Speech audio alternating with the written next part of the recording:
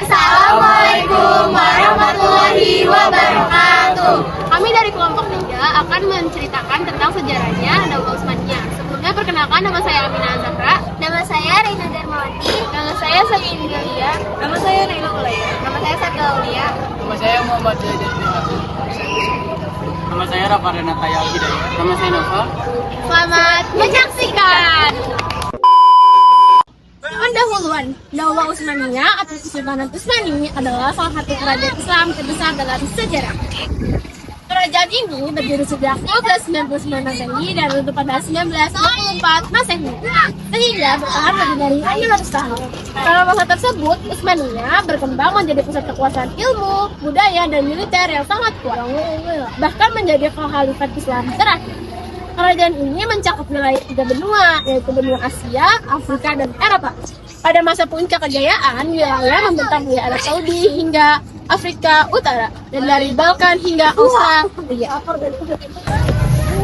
Latar belakang berdirinya, pada abad ke-13 dunia Islam sedang berada dalam masa sulit, yaitu ke-1 kekhalifahan Abbasiyah runtuh pada tahun 1258 Masehi. Diserang oleh bangsa Mogol sehingga tidak ada pusat kekuasaan Islam yang kuat. Kedua, Daulah Seljuk Rum melemah. Wilayah mereka di Anatolia terpecah menjadi banyak kerajaan kecil. Ketiga, Bizantium juga sedang menurun. Kerajaan Kristen Ortodoks ini kehilangan wilayah dan kekuatan. Di tengah kondisi kacau ini muncul suku kecil Kai, bagian dari bangsa Turki Oghuz. Pemimpinnya adalah Ertugrul, yang terkenal pemberani dan setia. Karena jasanya membantu Seljukrum menghadapi Bizantium, suku Kai diberi wilayah kecil di Anatolia Barat. Setelah Ertugrul wafat, putranya Utsman bin Ertugrul mengambil alih kepemimpinannya. Tahun 1299, Utsman mendeklarasikan berdirinya negara baru yang kelak disebut Daulah Utsmaniyah atau Kesultanan Utsmaniyah atau Ottoman Empire, sebutan dari barat. Nama Utsmaniyah berasal dari nama Utsman, yaitu Osman.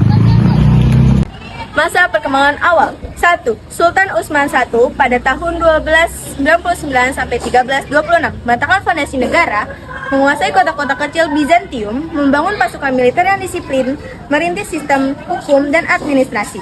2. Sultan Orhan Gazi pada tahun 1326 sampai 1362. Pada masa inilah kerajaan mulai membesar, menaklukkan Busra yang menjadi ibu kota pertama, membuat sistem keuangan dan administrasi yang lebih rapi, mendirikan madrasah pertama, membentuk pasukan elit Janissary, salah satu pasukan terkuat di dunia. Ketiga, Sultan Murad I dan Bayezid I. Di masa ini, Utsmaniyah mulai menaklukkan wilayah Balkan, Serbia, Bulgaria, Hungaria, bagian selatan Yunani, Macedonia. Puncak kejayaan Daulah Utsmaniyah benar-benar mencapai masa emas di bawah dua pemimpin, Sultan Muhammad Al-Fatih 1451 sampai 1481. Beliau terkenal karena menaklukkan Konstantinopel, ibu kota Bizantium pada 29 Mei 1453. Mengapa penaklukan ini penting? 1. Mengakhiri Kaisar Romawi Timur yang berdiri lebih dari 1000 tahun. 2. Mengubah Konstantinopel menjadi Istanbul, pusat kebudayaan Islam. 3. Membuka jalur perdagangan internasional baru. 4. Menjadikan Utsmaniyah sebagai kekuatan dunia. Strategi Al-Fatih menggunakan meriam raksasa, baliska, kanon, menyeret kapal melalui daratan, manuver luar biasa, mengepung selama 53 hari tanpa menyerah, menjaga kedisiplinan dan moral pasukan. Setelah penaklukan Al-Fatih, mengembangkan pemerintah yang stabil, universitas, masjid megah, serta memajukan ilmu sains dan seni. 5. Sistem pemerintahan Daulah Utsmaniyah. Sistem pemerintahannya sangat maju. 1. Sultan, pemimpin tertinggi negara, memiliki kekuasaan politik dan militer.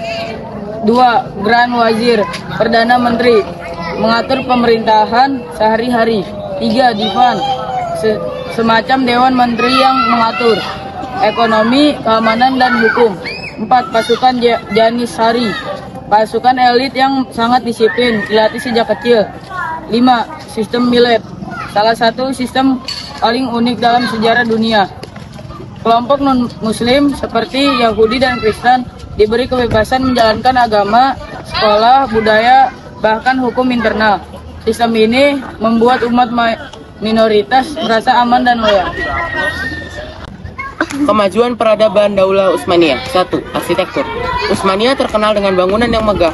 Contohnya, Masjid Biru, Masjid Sulaimaniyah, Istana Topkapi. Ciri khas, kubah besar, menara tinggi, kaligrafi artistik, dan motif geometris. 2. Ilmu pengetahuan.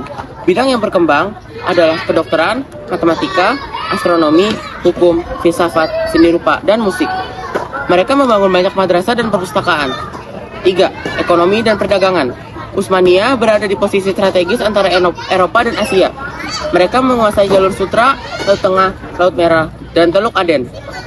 Ekonomi kerajaan sangat kuat karena hasil pertanian melimpah, industri tekstil, kerajinan pangan, pelabuhan besar. 4. Militer.